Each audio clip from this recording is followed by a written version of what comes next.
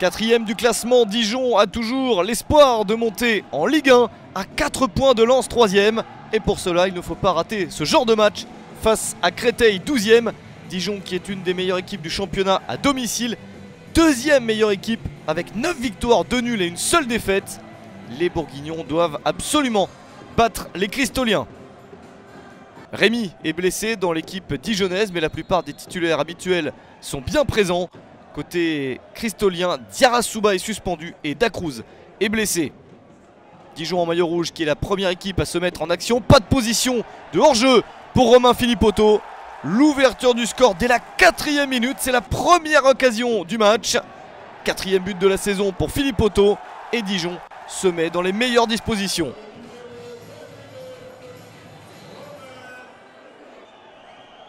Mais attention à Créteil qui se réveille avec cette possibilité dans la surface de réparation. Le joueur est accroché et l'arbitre n'hésite pas. Sylvain Paliès désigne le point de pénalty. Marcel Essombé, juste avant de frapper, a bien été crocheté.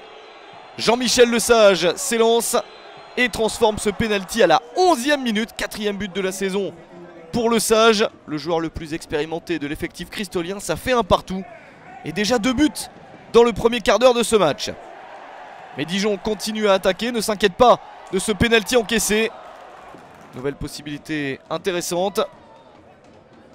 Et Créteil, après avoir marqué ce pénalty, joue le jeu et sent qu'il y a la possibilité d'en marquer un autre. Et c'est le cas à la 22e minute avec Marcel Essombé, l'homme qui a obtenu le pénalty un petit peu plus tôt. 4e but de la saison pour lui et c'est la surprise. Créteil mène 2-1 au stade Gaston Gérard. Ce serait un superbe résultat pour une équipe de Créteil qui a encore besoin de points pour être plus tranquille dans la fin de saison et rester en Ligue 2. Créteil est un promu et fait un bon parcours. À la mi-temps, la surprise est bien là. Créteil tient son excellent résultat. Et pourtant, les Franciliens n'ont gagné qu'une seule de leurs 6 dernières rencontres. 2 victoires sur les 11 derniers matchs si on étend la série. Elle n'est pas bonne et là ce serait le coup parfait pour se relancer. Mais on se doute que Dijon va réagir en seconde période, ne peut pas en rester là. Beaucoup d'accélération comme celle que l'on vient de voir. Créteil a bien sûr des contre-attaques. Et en menant au score sans hardi avec ce genre de tentative, voici un nouveau contre très intéressant. La possibilité de frapper à angle fermé. Ça n'est pas passé pour Créteil qui s'accroche à ses 3 points. Encore une possibilité pour Dijon. On est dans la fin du match. Les dernières minutes et attention à cet accrochage dans la surface de réparation. Et Sylvain Paliès qui va une nouvelle fois désigner le point de pénalty, mais cette fois-ci en faveur de Dijon.